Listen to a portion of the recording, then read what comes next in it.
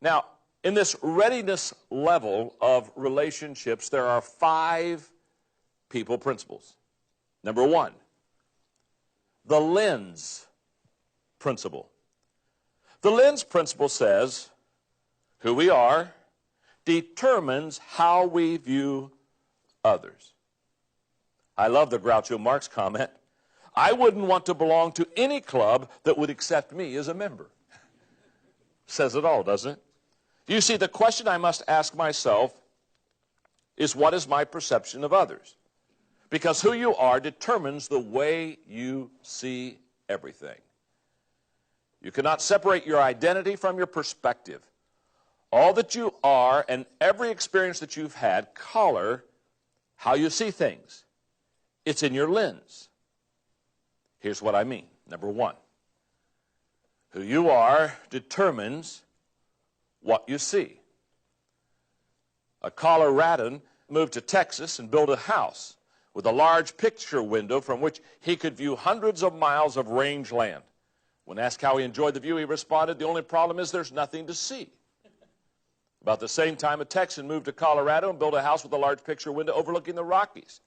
When asked how he liked it, he said, "The only problem with this place is that you can't see anything because all those mountains are in your way." Who you are determines how you see. I was having dinner the other day with Francis Hesselbein, and I was also having time with Jim Collins, having a wonderful, really, 3-hour dinner in that process. And because Francis has been with Peter Drucker for many, many years, I asked her what was the greatest thing that he ever taught her. She said that he has said to her many, many times, "Francis, look out of the window and see things that are within your view that others do not see."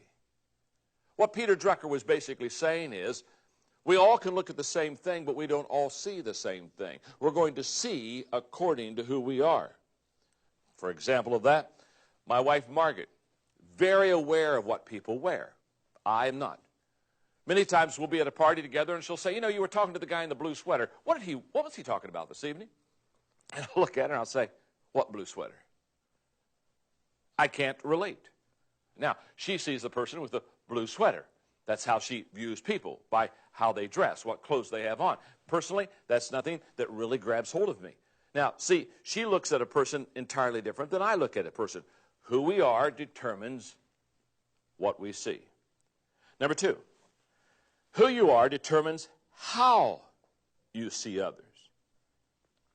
It's a classic old story of 2 guys, separate families that were moving into a little town, and on one day, one of the guys who was moving into town stopped at the local hardware store and said, "I've got to ask you a question." He said, "How are the people of this town?"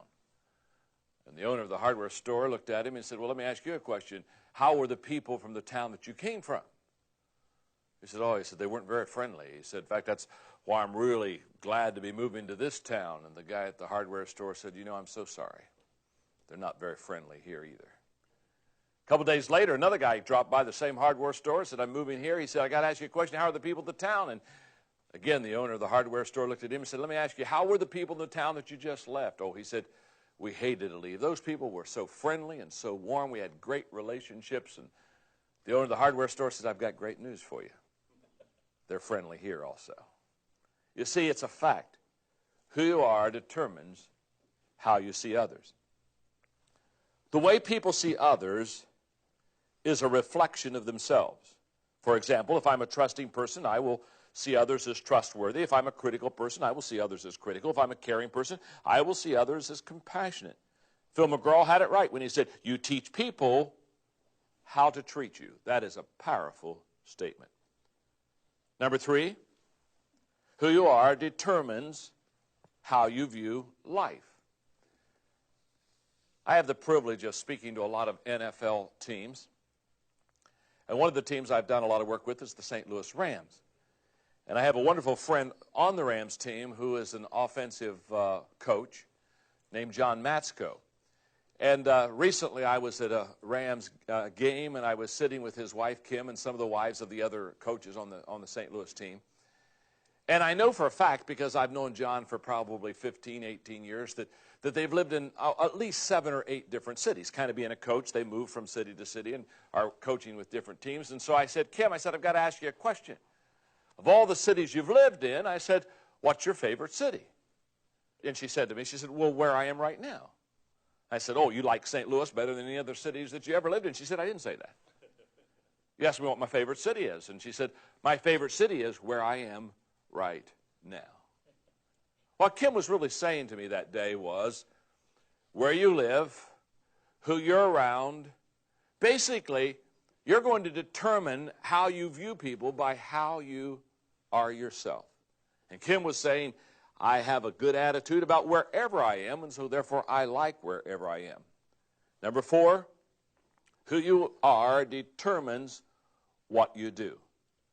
The question I've always asked myself is, what determines who I am and who you are? Well, number 1 is genetics, no doubt about that. My wife and I have had the privilege of adopting 2 children. They're now grown, married, and we have 4 grandchildren from them. And they were great delights to us. But when I and Margaret adopted them, many, many, many years ago, I was about 85% an environmentalist and about a 15% genetics. Now, having raised 2 adopted children, I'm about 85% genetics and about 15% environment. It's kind of like when I was a pastor and didn't have any children, I had great lessons on how to raise your kids. Then I had some and went into about a 20-year silence. But who we are, major genetic issues.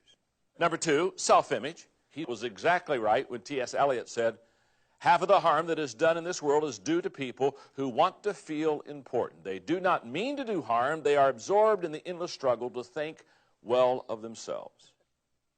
Number 3, experiences in life. Basically, the experiences that you and I have do mold us. And I would say this, we've all heard it said that experience is the best teacher. But I'm here to tell you it isn't. Never has been. I've known all kind of people who have had all kind of experience, and they haven't learned anything. Just because you're getting older doesn't mean you're getting better. Evaluated experience is the best teacher. The ability to look at where you have been and what you have done and pull back and reflect and evaluate. That's the instructor of our life. Number 4, attitude. Attitudes and choices about those experiences determine what you and I do. Number 5, friends. The friends that we associate with have a great determining factor on who we are and what we do. I close with this paragraph on people principle number 1, the lens principle. The way you view others is determined by who you are. You cannot get away from that truth. If you don't like people, that really is a statement about you and the way that you look at people. Who you are determines how you view others. Your viewpoint is the problem. If that's the case, don't try to change others. Don't even focus on others. Focus on yourself. If you change yourself and become the kind of person you desire to be, you will begin to view others in a whole new light. And that will change the way you interact in all of your relationships. People principle number 2.